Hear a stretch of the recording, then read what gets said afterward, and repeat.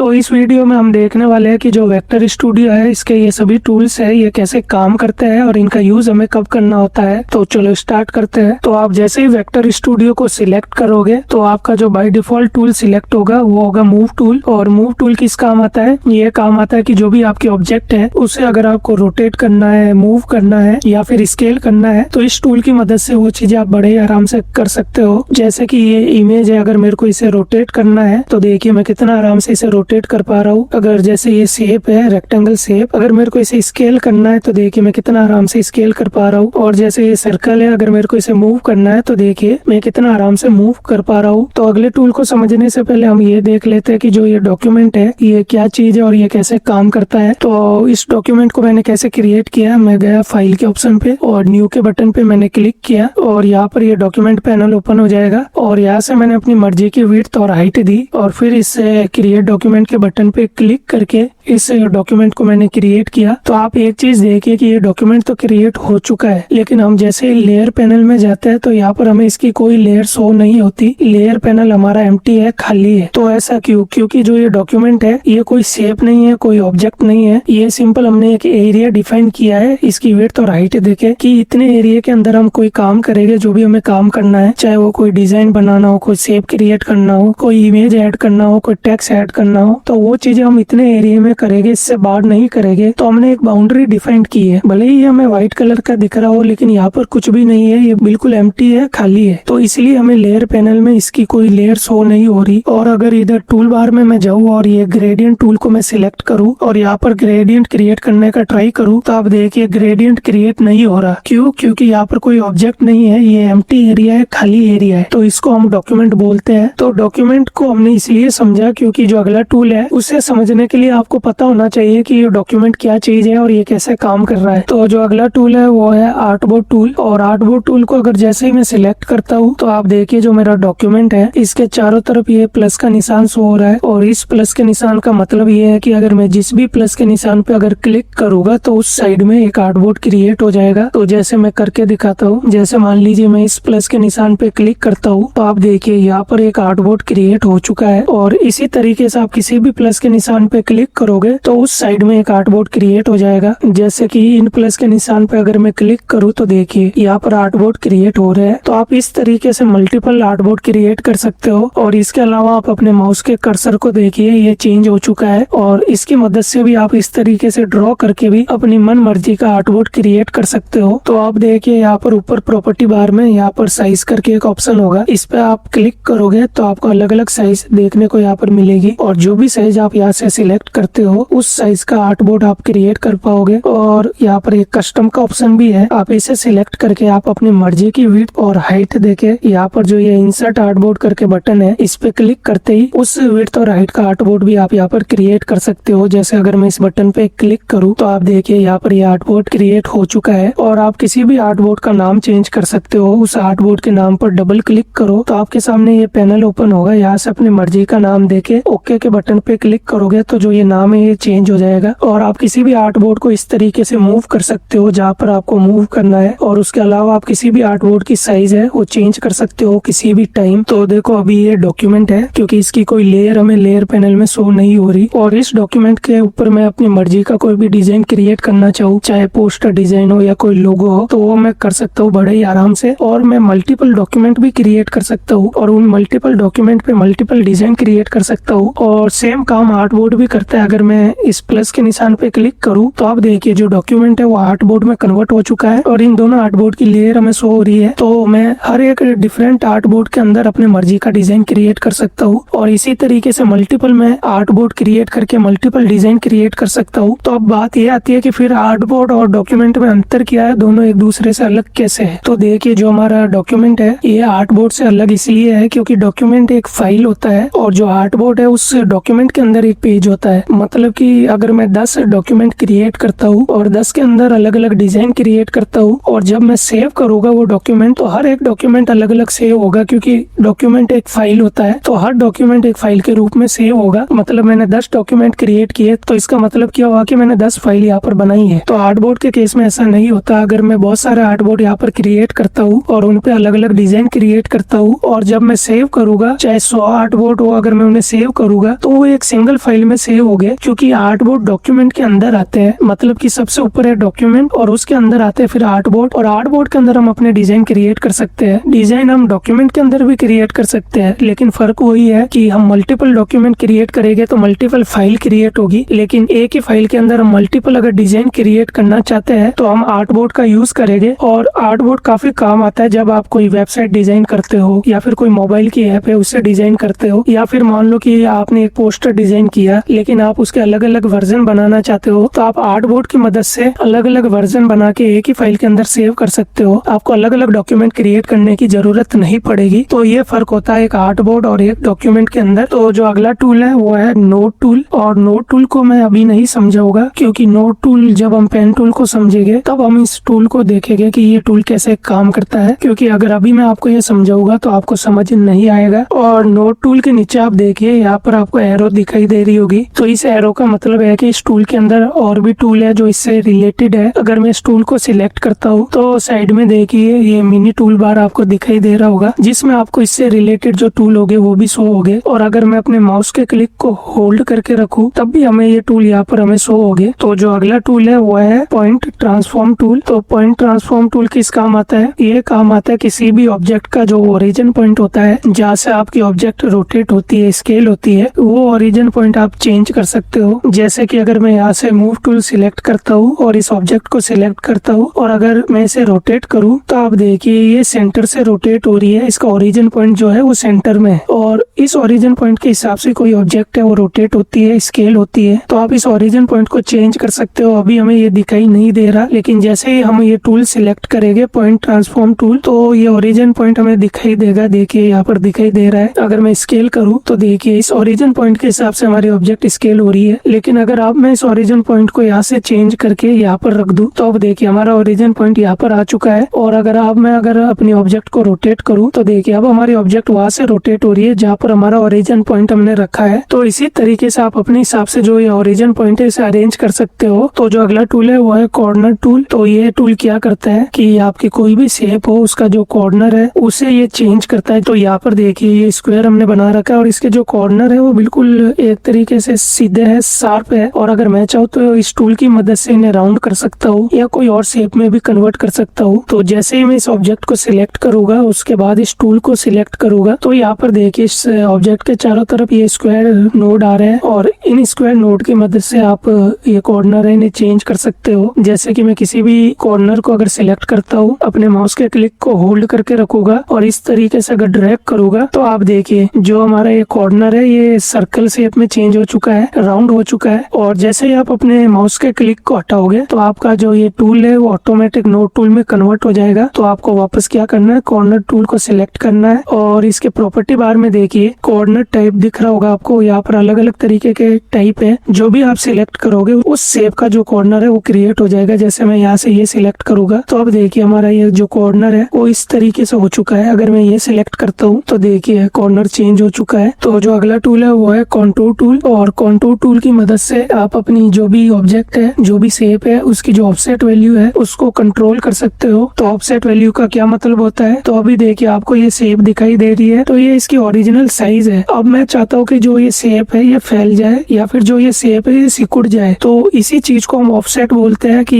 इसे कितना फैलाना है या इसे कितना घटाना है। तो जैसे कि अगर मैं यहाँ से इस टूल को सिलेक्ट करूँ और यहाँ पर एक क्लिक करूँ और अपने माउस के कर्सर को बाहर की तरफ ले जाऊँ तो देखिए जो मेरी ऑब्जेक्ट है वो एकदम श्रिंक हो गई, सिकुड़ गई। और अगर मैं अपने माउस के कर्सर को अंदर की तरफ ले जाऊँ तो देखिए जो मेरी ऑब्जेक्ट है वो फैलती जा रही है। तो इस टूल की मदद से आप इन ऑफसेट वैल्यू को कंट्रोल कर सकते हो। तो जब आप अपनी मर्जी की ऑफसेट क्रिएट कर देते हो तो उसके बाद हमेशा आपको क्या करना है, आपको प्रॉपर्टी बार में देखिए एक बेक का बटन दिखाई दे रहा होगा, तो इस बेक के बटन पे आपको क्लिक करना है। अगर आप इस पे क्लिक नहीं करोगे तो आगे अगर आप इस ऑब्जेक्ट में कोई भी चेंजेस करोगे तो आपको प्रॉब्लम होगी। यहाँ से अगर मैं मूव टूल को सिलेक्ट करता हूँ और जो ये ऑब्जेक्ट है इसकी साइज अगर मैं घटाता हूँ तो आप देखिए जो मेरी ऑब्जेक्ट है वो ऑटोमेटिक चेंज हो रही है। तो ये प्रॉब्लम आपको दिखाई देगी अगर आप बेक के बटन पे क्लिक नहीं करोगे। तो मैं वापस यहाँ से कॉन्टूर टूल को सिलेक्ट करता हूँ और अगर आप मैं बेक के बटन पे क्लिक करता हूँ और उसके बाद वापस मूव टूल को सिलेक्ट करता हूँ और अगर आप मैं इसकी साइज को बढ़ाता या घटाता हूँ तो आप देखिए इसकी साइज में कुछ भी चेंजेस नहीं हो रहे। तो जो अगला टूल है वो है पेन टूल, और पेन टूल को जैसे ही आप सिलेक्ट करोगे करोगे आपका जो माउस का कर्सर है वो पेन के रूप में चेंज हो जाएगा। और पेन टूल की मदद से आप बहुत चीजें कर सकते हो, जैसे लाइन क्रिएट करना या कर्व क्रिएट करना। और पेन टूल काफी ज्यादा यूज होता है जब आप लोगो डिजाइन करते हो या कोई शेप क्रिएट करते हो। तो अब देखते हैं कि पेन टूल काम कैसे करता है। तो अगर मैं कहीं पर भी क्लिक करता हूँ, जैसे यहाँ पर किया, तो आप देखिए यहाँ पर एक स्क्वायर नोड आ चुका है। और अगर मैं कहीं और क्लिक करूंगा तो वहाँ पर भी देखिए एक स्क्वायर नोड आ चुका है और एक लाइन बन चुकी है। तो इस तरीके से आप पेन टूल की मदद से लाइन क्रिएट कर सकते हो। और अगर अब मैं कहीं पर तीसरा क्लिक करूं और अपने माउस के क्लिक को होल्ड करके रखूं तो हम कर्व क्रिएट कर सकते हैं। जैसे कि अगर मैं यहाँ पर क्लिक करूं और मैंने अभी अपने माउस के क्लिक को होल्ड करके रखा है, छोड़ा नहीं है, अब मैं अपने माउस को ड्रैग करूंगा तो देखिए यहाँ पर मैं कर्व क्रिएट कर पा रहा हूँ। तो इसकी मदद से आप बड़े ही आराम से कर्व क्रिएट कर सकते हो। और जहाँ पर आपको लाइन चाहिए वहाँ पर आप लाइन क्रिएट कर सकते हो। और आपने जो भी कर्व क्रिएट की है अगर उसकी विड्थ बढ़ानी है तो यहाँ पर देखिए प्रॉपर्टी बार में ये ऑप्शन दिख रहा होगा, इस पे आपको क्लिक करना है और इस तरीके से आप चाहो तो विड्थ बढ़ा सकते हो। और पेन टूल में 4 मोड होते हैं। यहाँ पर प्रॉपर्टी बार में देखिए ये जो आपको दिख रहे हैं इसके मोड है। तो जो बाय डिफॉल्ट सिलेक्ट होता है वो होता है पेन मोड। और पेन मोड इन बाकी मोड का मिक्स है, मतलब इन सब के जो फीचर्स है वो इस पेन मोड में है। और जो अगला है वो है स्मार्ट मोड। तो स्मार्ट मोड को आप जब सिलेक्ट करोगे तो इसकी मदद से आप सिर्फ कर्व क्रिएट कर पाओगे, लाइन नहीं बना पाओगे। जैसे कि अगर मैं यहाँ पर क्लिक करूँ, दूसरा क्लिक अगर मैं यहाँ करूँ और तीसरा कहीं और करूँ तो देखिए एक कर्व क्रिएट हो चुकी है। तो इसकी मदद से आप सिर्फ कर्व क्रिएट कर सकते हो। उससे अगला है पॉलीगॉन मोड। और पॉलीगॉन मोड की मदद से आप लाइन क्रिएट कर सकते हो और जो भी लाइन आप क्रिएट करोगे वो सारी जुड़ी होगी आपस में। अगर मैं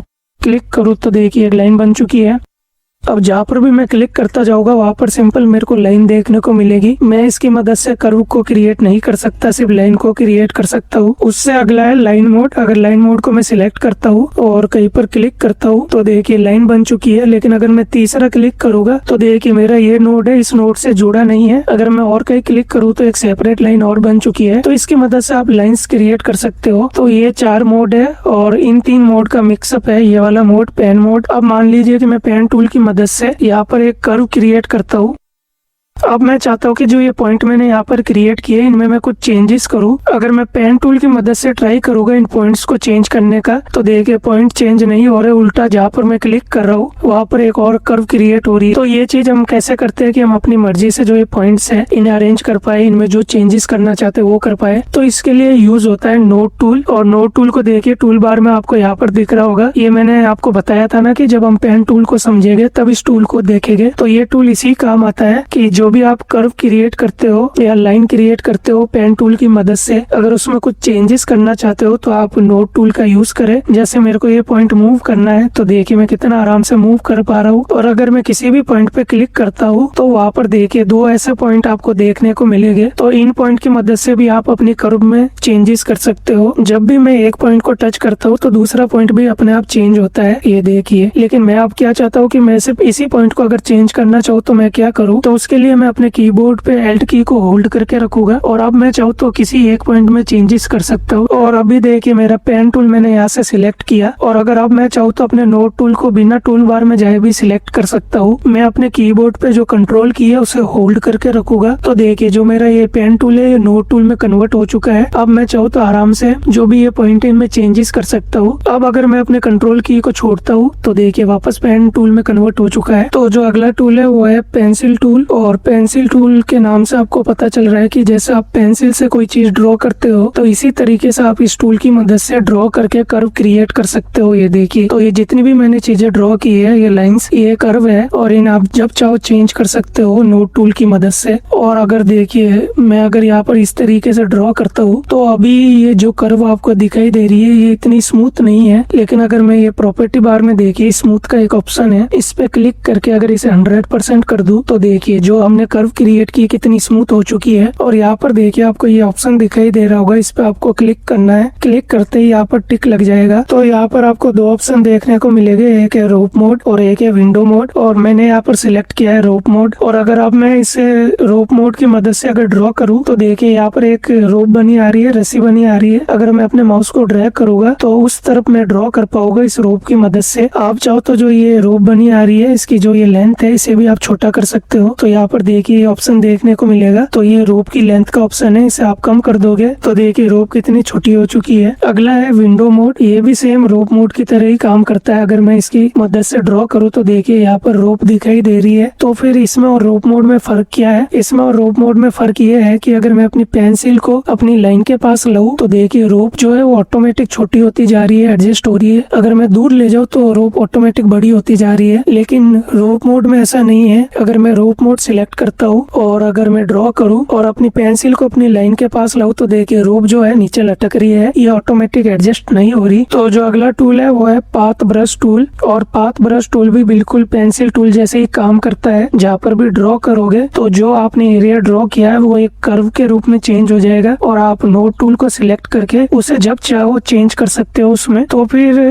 पाथ ब्रश टूल और पेंसिल टूल में फर्क क्या है? तो फर्क काफी सिंपल है। पाथ ब्रश टूल में आपको एक चीज का बेनिफिट मिलता है, वो क्या है कि अगर आप लेयर पैनल में जाओगे तो यहाँ पर पाथ ब्रश करके ऑप्शन है, अगर आप इस पे क्लिक करोगे तो यहाँ पर आपको कई सारे ब्रश देखने को मिलेंगे, और यहाँ से भी आप कई सारे अलग अलग ब्रश सिलेक्ट कर सकते हो। तो यही चीज है, आपको पेंसिल टूल में ये चीज नहीं मिलती। जैसे मैं यहाँ से वाटर कलर सिलेक्ट करता हूँ और मान लो मैंने ये सिलेक्ट किया, अब अगर मैं यहाँ पर पेंट करूँ तो देखिए यहाँ पर इस स्टाइल में पेंट हो चुका है, और अब ये कर्व है, मैं इसे जब चाहूँ चेंज कर सकता हूँ। तो जो अगला टूल है वो है नाइफ टूल। अगर मैं इसे सिलेक्ट करता हूँ तो इसकी मदद से मैं कहीं पर भी कट लगा सकता हूँ, जो भी मैंने कर्व लाइन या शेप क्रिएट की है वहां पर। जैसे ये लाइन एक पूरी लाइन है, अगर मैं मूव टूल को सिलेक्ट करके अगर इसे मूव करूँ तो देखिए अगर मैं अब वापस नाइफ टूल को सिलेक्ट करूँ और यहाँ पर इस तरीके से कट लगा दूं, और अब अगर मैं मूव टूल को सिलेक्ट करता हूँ तो देखिए जो जहाँ मैंने कट लगाए वहां से जो ये लाइन ब्रेक हो चुकी है। तो अब ये 3 पार्ट में कन्वर्ट हो चुकी है। तो जो अगला टूल है वो है स्ट्रोक विड्थ टूल, और ये टूल काफी काम का टूल है। जब भी आप कोई कर्व क्रिएट करते हो और अब आप चाहते हो कि मान लो कि जो ये वाला पॉइंट है, आप चाहते हो कि इस पॉइंट की जो विड्थ है वो बढ़ जाए, तो वो चीज आप कैसे करोगे? वो आप इस टूल की मदद से करोगे। तो अगर मैं इस टूल को सिलेक्ट करता हूँ और अपनी कर्व पे क्लिक करता हूँ, और जो ये एंड पॉइंट है आपको दिख रहा होगा रेड कलर में, तो इसके ऊपर अगर मैं अपने माउस को ले जाऊँ और इस पे क्लिक करूँ और अपने माउस को इस तरीके से अगर ड्रैग करूँ तो देखिए इस वाले पॉइंट की जो विड्थ है वो बढ़ती जा रही है। अगर मैं पास लाऊंगा तो विड्थ घटती जाएगी। तो इस तरीके से इस टूल की मदद से आप अपने हिसाब से किसी भी पॉइंट की जो विड्थ है वो बढ़ा या घटा सकते हो, और इसके अलावा आप अपनी मर्जी से कहीं पर भी चेंजेस कर सकते हो कर्व के अंदर। जैसे मेरे को यहाँ पर चेंज करना है तो मैं यहाँ पर क्लिक करूंगा और अपने माउस को ड्रैग करूंगा, तो देखिए यहाँ पर भी चेंजेस हो रहे हैं और एक पॉइंट क्रिएट हो चुका है। तो जो अगला टूल है वो है फिल टूल। तो फिल टूल यूज होता है ग्रेडियंट क्रिएट करने के लिए, कि अगर आपको बैकग्राउंड में कोई ग्रेडियंट क्रिएट करना हो या किसी शेप में ग्रेडियंट कलर अप्लाई करने हो तो इस टूल की मदद से आप बड़े ही आराम से कर सकते हो। जैसे अगर इस टूल को सिलेक्ट करने के बाद अगर मैं कहीं पर भी क्लिक करूंगा तो कुछ होगा नहीं। क्यों? क्योंकि ये डॉक्यूमेंट है और डॉक्यूमेंट का कलर आप चेंज नहीं कर सकते। अगर आपको ग्रेडियंट टूल का यूज करना है तो आपको लेयर पैनल में आना है और यहाँ पर एक एम्प्टी लेयर को क्रिएट करना है इस बटन पे क्लिक करके। अब देखिए यहाँ पर एक एम्प्टी लेयर क्रिएट हो चुकी है। अब अगर मैं कहीं पर भी क्लिक करूंगा और इस तरीके से अपने माउस को ड्रैग करूंगा तो 2 पॉइंट क्रिएट हो चुके हैं, और इन 2 पॉइंट के आप कलर चेंज कर सकते हो। जैसे ये पॉइंट मैंने सिलेक्ट किया, यहाँ से इसे रेड कर दिया, और ये पॉइंट मैंने सिलेक्ट किया, यहाँ से इसे ब्लू कर दिया। और आप चाहो तो यहाँ पर और भी पॉइंट क्रिएट कर सकते हो। जैसे इस लाइन पे आया और यहाँ पर मैंने क्लिक किया तो एक पॉइंट और क्रिएट हो चुका है। इसका कलर अगर मैं पिंक करना चाहूँ तो देखिए मैंने पिंक कर दिया। और अगर आपको कोई पॉइंट हटाना हो तो उस पॉइंट पे क्लिक करके उस पॉइंट को सिलेक्ट करो और अपने कीबोर्ड पे जो डिलीट की है उसे प्रेस करो तो वो पॉइंट यहाँ से डिलीट हो जाएगा। इसके अलावा प्रॉपर्टी बार में देखिए टाइप करके एक ऑप्शन है, इस पे आप क्लिक करोगे तो आप यहाँ से अपनी मर्जी का जो टाइप है वो सिलेक्ट कर सकते हो, जैसे रेडियल। तो जो अगला टूल है वो है ट्रांसपेरेंसी टूल, और ट्रांसपेरेंसी टूल तब यूज होता है जब आपको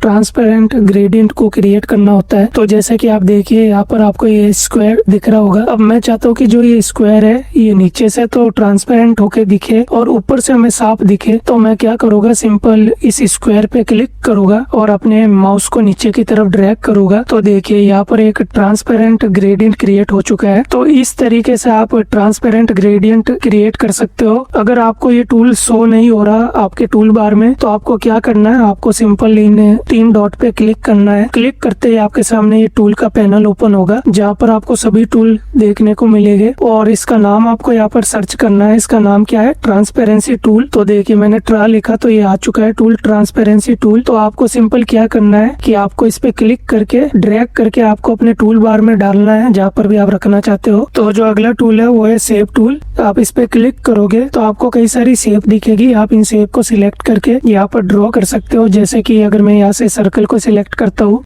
तो देखिए यहाँ पर एक सर्कल ड्रॉ हो चुका है। इसी तरीके से आप किसी भी शेप को सिलेक्ट करके यहाँ पर आप ड्रॉ कर सकते हो। तो जो अगला टूल है वो है शेप बिल्डर टूल। और शेप बिल्डर टूल काफी काम का टूल है। इसकी मदद से आप कई सारे ऑब्जेक्ट को आपस में जोड़ के एक लोगो क्रिएट कर सकते हो। और जोड़ने के बाद आप चाहो तो उस ऑब्जेक्ट का कोई भी एरिया रिमूव करके एक नई शेप क्रिएट कर सकते हो। और ये टूल काफी यूजफुल होने वाला टूल है जब आप लोगो डिजाइन करते हो। तो इस टूल को यूज करने के लिए सबसे पहले आपको क्या करना है, आपके डॉक्यूमेंट में जितनी भी ऑब्जेक्ट है जिन्हें जोड़ के आप एक लोगो क्रिएट करना चाहते हो, उन सब ऑब्जेक्ट को आपको सिलेक्ट करना है। और सिलेक्ट करने के बाद आपको शेप बिल्डर टूल को सिलेक्ट करना है। और शेप बिल्डर टूल को सिलेक्ट करने के बाद इसके प्रॉपर्टी बार में आपको ये 3 ऑप्शन दिखेंगे, एक है प्लस, एक है माइनस और एक ये वाला ऑप्शन है। यहाँ पर बाय डिफॉल्ट देखिए प्लस सिलेक्ट है। तो प्लस का मतलब ये है कि जो भी ऑब्जेक्ट आपने सिलेक्ट कर रखी है उन्हें आपको अगर आपस में ज्वाइन करवाना है, जोड़ना है, तो आप प्लस की मदद से जोड़ सकते हो। और माइनस का मतलब ये है कि जो भी ऑब्जेक्ट आपने सिलेक्ट की है उनमें से कोई भी एरिया अगर आपको रिमूव करना है तो आप माइनस को सिलेक्ट करके वो एरिया रिमूव कर सकते हो। और जो ये लास्ट वाला ऑप्शन है इसकी मदद से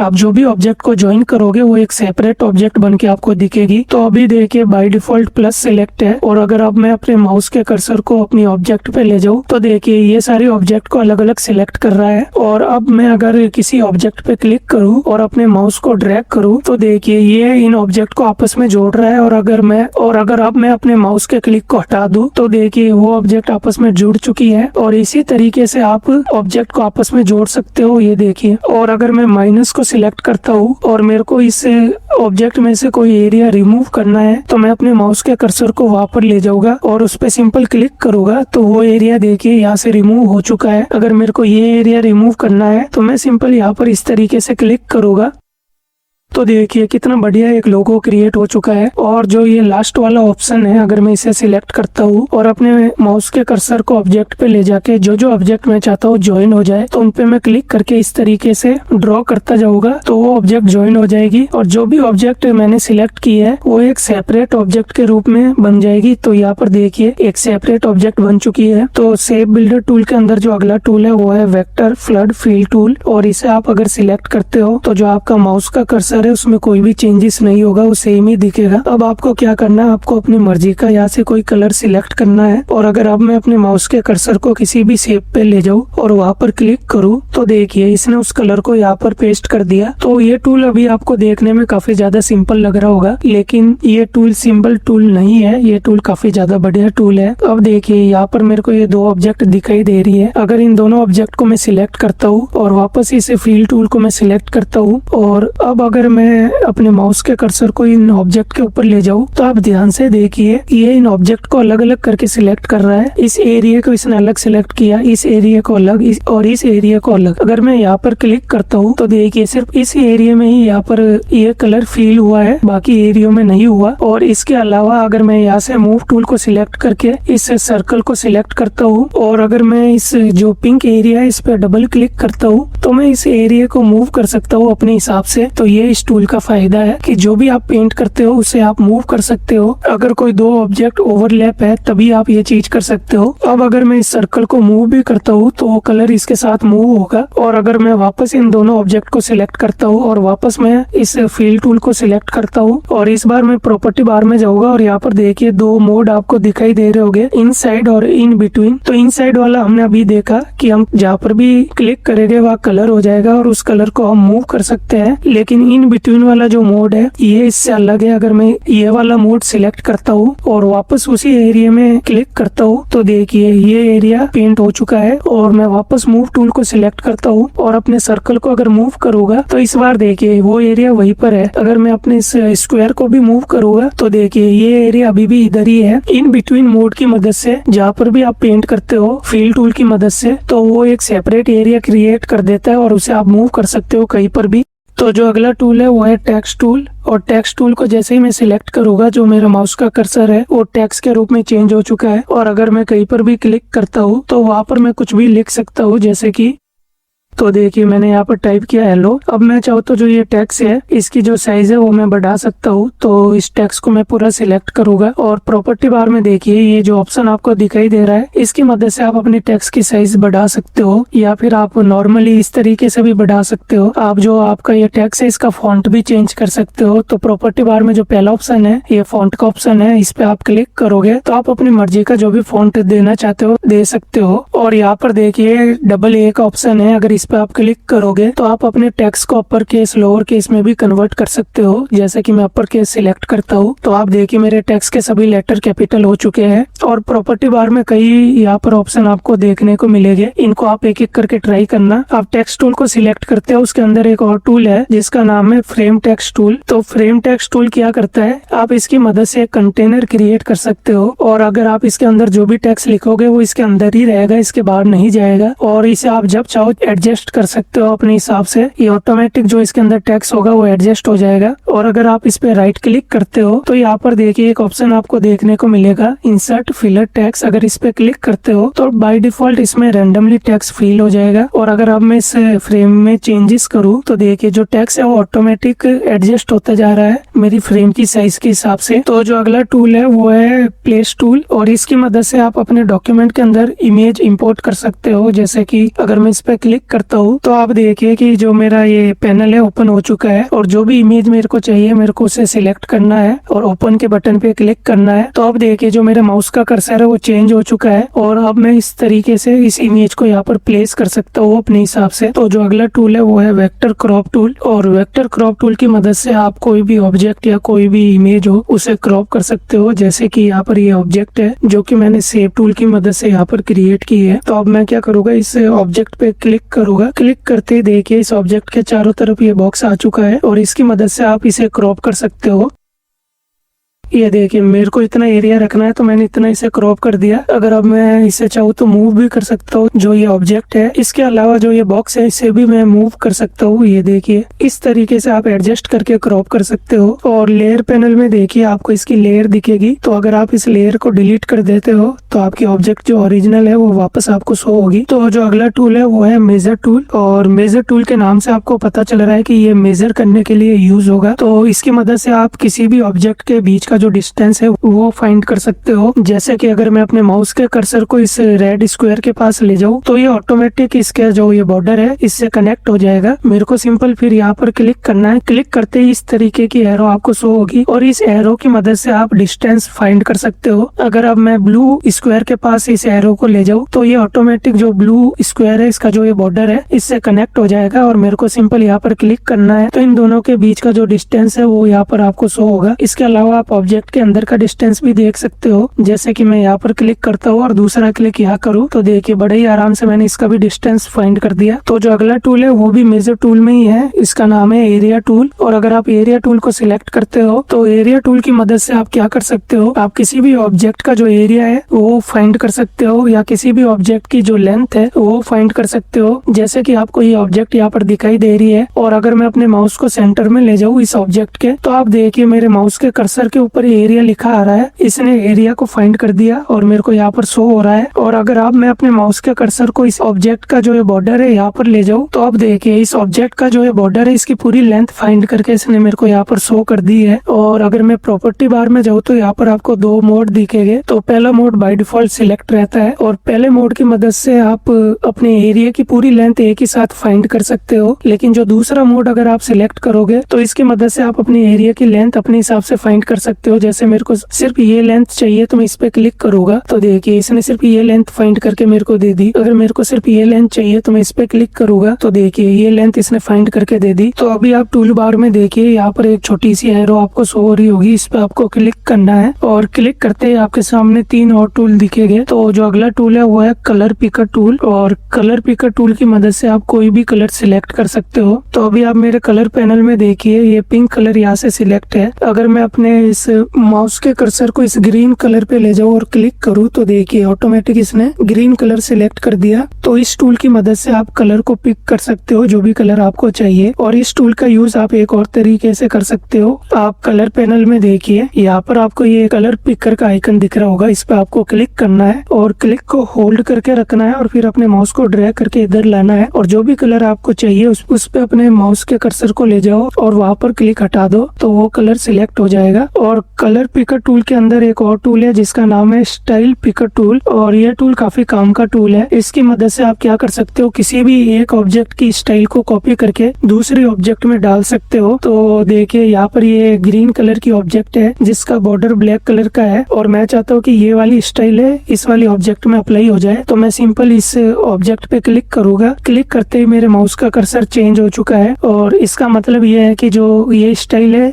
इस टूल ने लोड कर दी है अपने अंदर। और अगर अब मैं इस ऑब्जेक्ट के ऊपर ले जाके क्लिक करूंगा तो देखिए इसने वो स्टाइल कॉपी करके यहाँ पर पेस्ट कर दी। अगर मैं यहाँ पर भी ले जाके क्लिक करूंगा और देखिए यहाँ पर भी इसने पेस्ट कर दी वो स्टाइल। ये टूल अभी भी लोड है, अगर मैं किसी भी ऑब्जेक्ट पे क्लिक करूंगा तो ये इस स्टाइल को उस पे पेस्ट करता रहेगा। और अगर मेरे को इस टूल को अनलोड करना है तो प्रॉपर्टी बार में देखिए एक अनलोड का ऑप्शन है, अगर मैं क्लिक करूंगा इस पे तो देखिए अब जो मेरा टूल है वो चेंज हो चुका है और इसका मतलब ये है कि ये अनलोड हो चुका है, अब इसके अंदर कोई भी स्टाइल नहीं है। तो जो अगला टूल है वो है व्यू टूल, और ये टूल तो काफी ज्यादा सिंपल है। इसकी मदद से आप इस तरीके से अपने जो ये डॉक्यूमेंट है इसे मूव कर सकते हो। और इससे अगला जो टूल है वो है जूम टूल। इसे सिलेक्ट करने के बाद अगर आप क्लिक करते हो तो आपका डॉक्यूमेंट जूम होता जाएगा। और प्रॉपर्टी बार में देखिए यहाँ पर आपको ये स्लाइडर दिख रहा होगा, अगर आप इसे इस तरीके से एडजस्ट करोगे तो जूम इन और जूम आउट होता रहेगा। तो इसी के साथ हमने वेक्टर स्टूडियो के जो सारे टूल्स हैं इनको कवर कर दिया है कि ये टूल्स कैसे काम करते हैं, इनका यूज हमें कब करना है